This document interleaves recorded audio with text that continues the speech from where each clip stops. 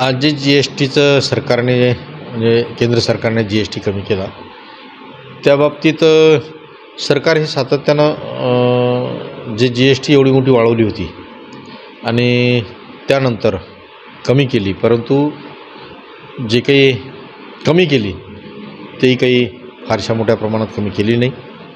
आणि जो आज जी-एस-टीमुळे मग सामान्य नागरिक असेल किंवा व्यापारी असेल तो खूप मेटाकुटीस आला होता।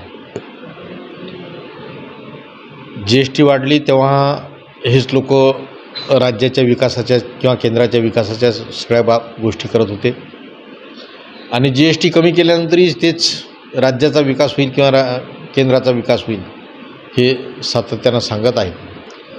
एक विरोधाभास म्हणून देशात तर एक टॅक्स म्हणून जी-एस-टीचा विचार केला गेला होता, परंतु जे काही अन्नधान्य असेल किंवा साधा आटा असेल, पोळी आपण जे खातो पोळी, त्या पोळीवरसुद्धा जी-एस-टी होती आणि जी-एस-टीचा एवढा मोठा भडीमार केला होता की त्यात सामान्यातला सामान्य नागरिकसुद्धा पिजला जात होता।